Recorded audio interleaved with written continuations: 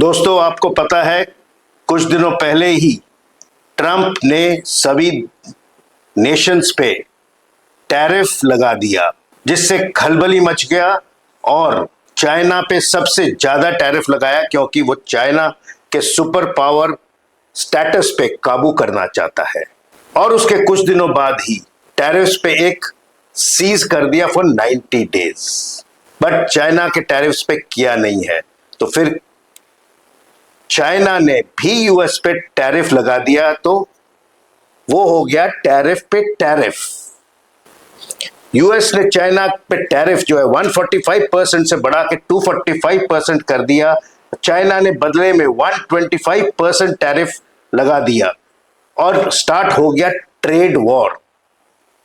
दोनों देश बात करने को तैयार है, बट जीपिंग कहता है पहले ऑफिशियल्स को मिलने दिया जाए और उसके बाद ही वो ट्रंप से डिस्कस करेगा।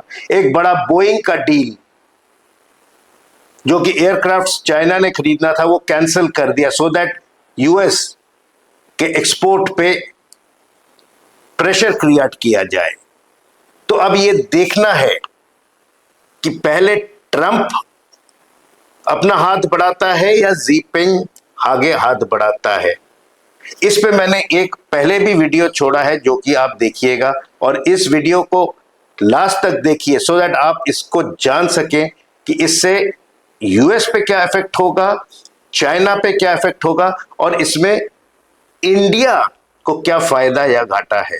और ये टैरिफों का खेल के बीच में भी हमारा एक एनजीओ है जिसका नाम है उमा ड्रीम फाउंडेशन है, जिसमें अंडर प्रिविलेज्ड बच्चों को पढ़ाया जाता है, और एक ई कॉमर्स साइट है जो कि वेस्ट बंगाल के हैंडीक्राफ्ट्स को शोकेस करता है। और अगर आप इस ई कॉम साइट पे कुछ भी खरीदेंगे, इस आर्टिजन्स को आप एक क्वालिटी लाइफ दे सकते हैं। तो अगर हम देखें चाइना पे अगर टैरिफ ना हटाया जाए तो क्या इफेक्ट होगा, यह हमें जानना चाहिए कि मैक्सिमम एक्सपोर्ट चाइना के जो गुड्स का है, लो कॉस्ट गुड्स यूएस खरीदता है। इंडिया 5वें नंबर पे है, बीच में मलेशिया, वियतनाम और अदर कंट्रीज आर देयर। सो अगर यूएस इनके गुड्स को ब्लॉक कर देता है तो वेयर डू दीज गुड्स गो। अभी जीपिंग साउथ ईस्टर्न कंट्रीज का दौरा करके आए हैं so that he can create a market into these countries, क्योंकि चाइना का जो जीडीपी है 1/3 यूएस के एक्सपोर्ट पे डिपेंड करता है और 20% आइटम्स वहां जाते हैं।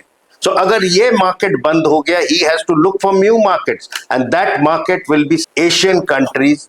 एंड अगर एशियन कंट्रीज में चाइना के लो कॉस्ट गुड्स आ गए तो जो इन देशों में मैन्युफैक्चरर्स हैं इन पे कंपटीशन आ जाएगा, यहां के मैन्युफैक्चरर्स पे प्रेशर आएगा कि रेट और कम कराएं, तो the economy of that country will also suffer. अगर यूएस इंपोर्ट को बंद कर दे, वो अपना मैन्युफैक्चरिंग बढ़ा सकता है, जॉब्स क्रिएट होंगे, and US has got that shock absorbing capacity और मैन्युफैक्चरिंग बढ़ाने का क्षमता रखता है।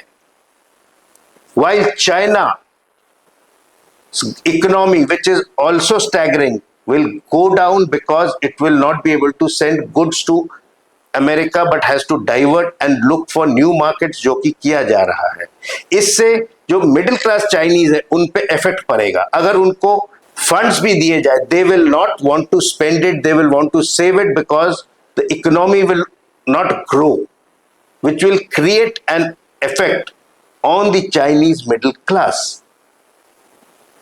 और इस पूरे बॉल गेम में चाइना जैसे देशों को अपने तरफ खींचने का कोशिश कर रहा है। इंडिया में भी मोदी को उन्होंने इस साल के एंड में एससीओ के लिए, संघाई कोऑपरेशन ऑर्गेनाइजेशन के मीटिंग के लिए रिक्वेस्ट किया है, आने के लिए इनवाइट किया है, सो दैट उनके साथ जो कि टाइज गलवान के बाद खराब हो गए थे उसको इंप्रूव करें, because he needs more exports to India to sustain himself, because he knows India is a big market for Chinese goods. We are at number 5. Either India has got relations in Quad जिसमें Australia और Japan भी है, जिसके चलते Pacific में China को control करके रखने के लिए स्ट्रेटजीज और पॉलिसीज बनाए जाते हैं। और अभी मोदी जी यूएस घूम के आए हैं and there are many trade deals, defence deals, energy deals in the pipeline so that the US Indo economy can grow and reach a certain level. Either US needs the rare earth materials from China, जो कि वो Ukraine से भी लेने की कोशिश में, इसीलिए जेलेंस्की को जो उसने धक्का दिया था, he has mellowed down and has agreed to give him some support for the ongoing Russia-Ukraine war, so that Ukraine का जो मिनरल्स है he can have control over that. Basically Ukraine को NATO कंट्री सपोर्ट क्यों कर रहे हैं? so that they have a common border with Russia, so that Russia पे नजर रखा जाए, और यूएस का इसमें वेस्टेड इंटरेस्ट है कि ये जो अर्थ मटेरियल्स है, रेयर मटेरियल्स है, मिनरल्स है, इनको वो यूक्रेन से ले सके। और फाइनली यूएस और चाइनीज डिसीजन मेकिंग सिस्टम में क्या फर्क है? US is a democracy, there is an opposition, there is a Congress which has to pass certain things and it can be done in a balanced way, while in China there is no opposition, it is only the communist and Xi Jinping, so the system is more sluggish.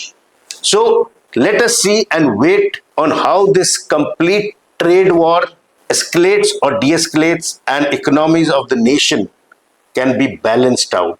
And at the end, I will request you to please like, share and subscribe my channel, and also I am available to you at the number given below to teach you aspects of life skills. Jai Hind.